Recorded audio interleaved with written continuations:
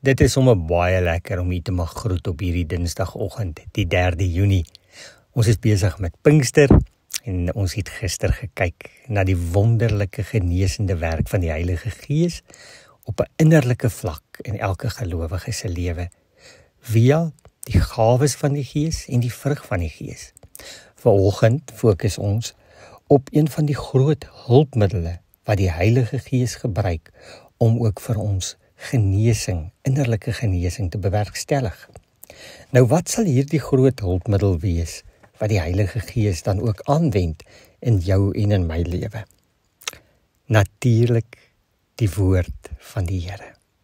Die groot hulpmiddel van die Heilige Gees is die Bybel, die woord van God. In 2 Timoteus 4, vers 1 tot 5, noem Paulus die leer van die Bybel gesond en sê dat dit tydig en ontydig verkondig moet word.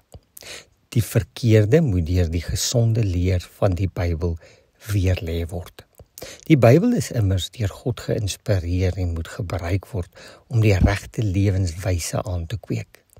Wanneer ons aan die Bybel blootgestel word, word ons denke reggestel, sodat ons gesond oor die lewe kan dink.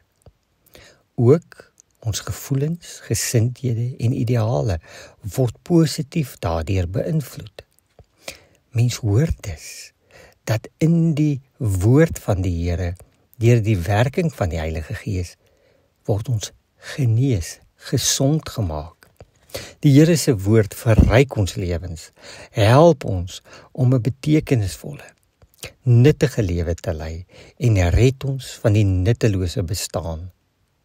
Dit sou 'n mens ook argumentsonthaalwe in Psalm 119 kon gaan lees. Maar vir vanoggend, die Here se woord hou ons aan die lewe en red ons van moedeloosheid en selfs depressie. Dit lees ons verder ook in Psalm 119. Die Heilige Gees werk kragtig deur die woord om ons innerlik te vernuwe en ons siek gedagtes en gevoelens te verander. Ons getroue omgang met die Bybel is deel van ons innerlike genesing. En omdat die Heilige Gees die Bybel as 'n instrument gebruik om ons harte te genees, is dit vanoggend 'n oproep aan elke gelowige, jonk en oud, om weer God se woord nader te trek. En sou jy lanklaas uit die Here se woord gelees het, maak dit oop en laat toe dat die swart letters op wit papier gedruk nie net letters op papier word en vir jou is nie, maar mag die Heilige Gees dit omskep tot 'n lewensvreugde, tot 'n totale innerlike vernuwing. Mag dit jou gedagtegang, jou gevoelens kom verander, vernuwe tot hoop, liefde en 'n nuwe lewe. Broers en susters, jong mense, kom ons bid dit. Here onse Here, spreek U deur die woord. Heilige Gees, maak U woord vir ons lewendig. Kom raak ons aan en maak ons innerlik nuut.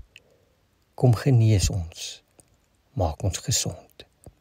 In Jesus Christus se naam, deur die werking van die Heilige Gees. Amen.